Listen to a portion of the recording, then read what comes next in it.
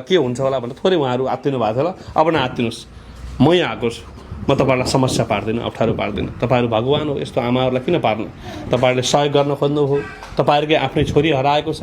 छोरी नहराइकन तपाईँले कसैले केही प्रयोग गराएको भए चाहिँ थोरै अपराध हुन्थ्यो होला होइन, तर अब आफ्नो छोरी हराएकै कारणले होला भनेर गर्नुभयो। सानैमा पहिला हराएको, त्यही हिसाबले केही भन्दैन।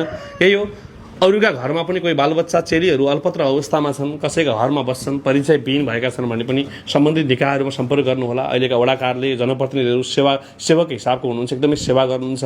आफ्नो कुराहरू राख्नुहोस्, आफ्नो वडा अध्यक्षसँग गएर कुरा सुनाउनुहोस्। हजुरहरू जहाँको भए पनि, तर जहाँ बस्नु भएको छ अहिले त्यहीको वडा कार्यालयमा गएर म यस्तो यस्तो अवस्थामा छु भनेर आफ्नो घटना सुनाउनु भयो भने कतै तपाईँहरूले बोल्नेहरूको पिठो बिक्छ, नबोल्नेको चामल पनि बिक्दैन। त्यस कारणले बोलौँ, आफ्ना कुराहरू राखौँ। मिल्छ भने आउनुहोस्, हामी प्रयास गरिदिन्छौँ। हामीले एउटा प्रयास गर्दा गङ्गाको परिवार भेटियो। गङ्गा मात्र होइन, हामीले सयौँ मान्छेहरूको परिवार भेट्टाइसकेका छौँ।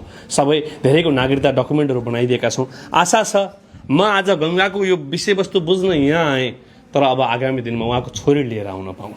छोरी ल्याएर वास्तवमै आफ्नै छोरी आफैले कोखबाट जन्माएको 9 महिनासम्म कोखमा राखेर जन्मदेखि उहाँ आमाकी छोरी बोकेर म यहाँ आउन पाऊँ, यति चाहन्छु।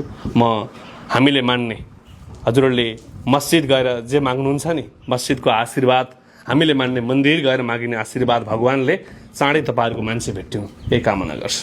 म त्यही अल्लाहलाई सम्झिँदै, हामीले मान्ने हाम्रा भगवान्हरूलाई सम्झिँदै यही कामना गर्छु कि चाँडै यो परिवारकी खातुन छोरी भेटिनु, चाँडै हामीले ल्याउन पाइयोस्। नआत्तिनुहोस्, म छु, म प्रयास गर्छु। र गङ्गालाई फेरि पनि बधाई। यो उद्धार गर्ने परिवार, यहाँका सम्बन्धित जनप्रतिनिधिहरू, गाउँ